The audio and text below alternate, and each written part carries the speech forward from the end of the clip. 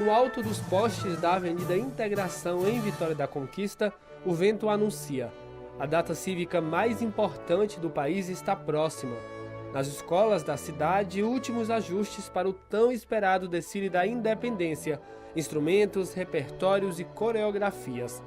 A turma responsável pelas fantasias e adereços também aperta o passo para deixar tudo pronto até a hora do desfile. Mas a independência do Brasil, comemorada desde o ano de 1822, é muito mais do que uma simples data comemorativa.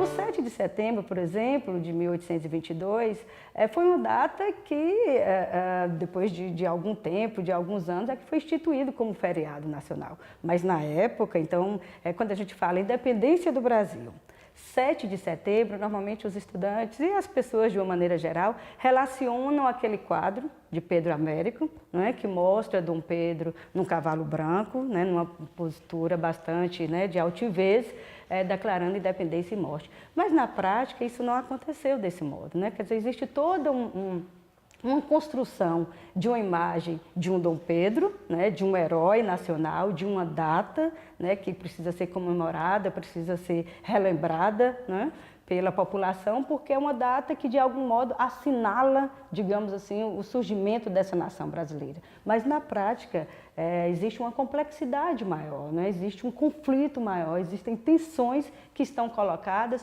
e que uma data por si só não resolve, né, não explica, né, digamos assim. E aí, assim, o que se muda efetivamente, né?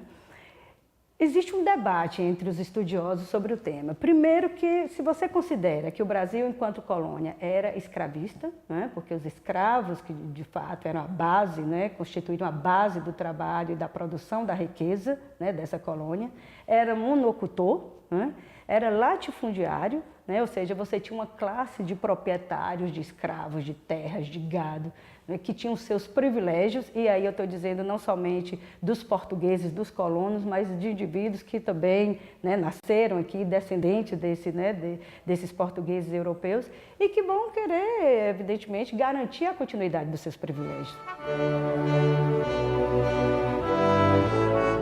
A independência, ela foi talvez uma alternativa, dentre outras, né, e que revela muito sobre a conjuntura política e as tensões daquele tempo. Então eu penso que a comemoração, ou enfim, né, as festividades, como elas são demarcadas e organizadas pelo Estado, né, e aí claro que o Estado tem os seus interesses em garantir a continuidade dessas comemorações da maneira como ele estabelece.